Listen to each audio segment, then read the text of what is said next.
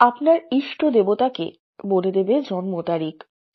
হিন্দু ধর্মে বিশ্বাস অনুসারে প্রতিটি ব্যক্তির একজন ইষ্ট দেবতা থাকেন, অর্থাৎ ব্যক্তিগত দেবতা, যিনি তার জীবনের দুঃখ কষ্ট দূর করে সুখ এবং সমৃদ্ধি নিয়ে আসেন। ইষ্ট দেবতার পুজো করা মানে তার প্রতি শ্রদ্ধা জানিয়ে আত্মিক শক্তি লাভ করা। আপনার জন্ম তারিখের ভিত্তিতে নির্ধারিত ইষ্ট দেবতা আপনাকে জীবনের বিভিন্ন ক্ষেত্রে সাফল্য এনে দিতে পারেন। 1, 10, 19 বা 28 তারিখে যাদের জন্ম, তাদের ইষ্ট দেবতা হলেন ভগবান বিষ্ণু, যিনি সৃষ্টির পালনকর্তা। বিষ্ণুর পুজো করলে জীবনের শৃঙ্খলা, সমৃদ্ধি এবং সাফল্য লাভ করা যায়।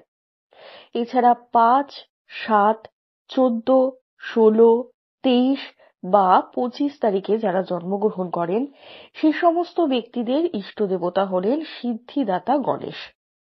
গণেশের পুজো করলে জীবনের সমস্ত বাধা দূর হয় এবং নতুন উদ্যোগে সাফল্য আসে। 2, 11, 20 বা 29 তারিখে যাদের জন্ম, তাদের ইষ্ট দেবতা হলেন মহাদেব শিব। মহাদেবের পুজো করলে মানসিক শান্তি ও আধ্যাত্মিক শক্তি বৃদ্ধি পায়। 4, 13, 22 এবং 31 তারিখে জন্ম যাদের, তাদের ইষ্ট দেবতা হলেন বিদ্যা দেবী সরস্বতী। সরস্বতীর কৃপায় বিদ্যা, জ্ঞান এবং সৃজনশীলতায় উন্নতি হয়। 9, 18 বা 27 তারিখে জন্মানো ব্যক্তিদের ইষ্ট দেবতা হলেন রাম ভক্ত হনুমান।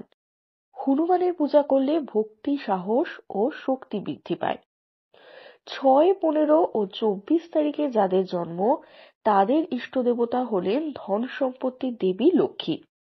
লক্ষ্মীর পুজো করলে অর্থ ও শান্তি আসে জীবনে। 8, 17 এবং 26 তারিখে জন্মানো ব্যক্তিদের ইষ্ট দেবতা হলেন ভগবান শ্রীকৃষ্ণ। কৃষ্ণের আশীর্বাদে জীবনে প্রেম, আধ্যাত্মিকতা এবং সাফল্য আসে। 3, 12, 21 এবং 30 তারিখে জন্মানো ব্যক্তিদের ইষ্ট দেবতা হলেন দুর্গতি নাশিনী মা দুর্গা। দুর্গার পুজো করলে জীবনের সকল বাধা দূর হয় এবং অশুভ শক্তির বিনাশ ঘটে।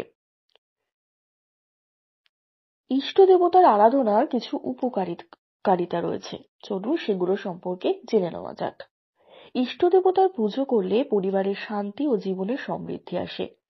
ব্যক্তিগত জীবনের সমস্যার সমাধানে ইষ্ট দেবতার কৃপা মানসিক স্থিরতা এনে দেয়। ইষ্ট দেবতা ভক্তকে সাহস এবং আত্মবিশ্বাস প্রদান করেন। কর্মক্ষেত্রে এবং ব্যক্তিগত জীবনে সাফল্যের পথ সুগম হয়।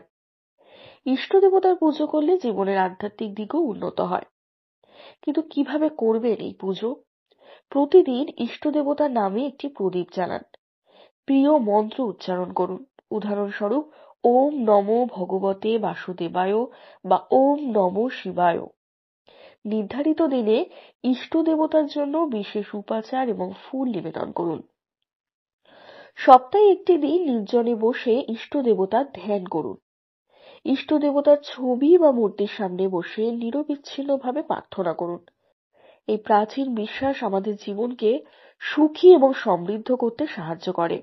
নিজের ইষ্ট দেবতাকে সঠিকভাবে আরাধনা করে জীবনের সমস্ত বাধা অতিক্রম করা সম্ভব। ধন্যবাদ।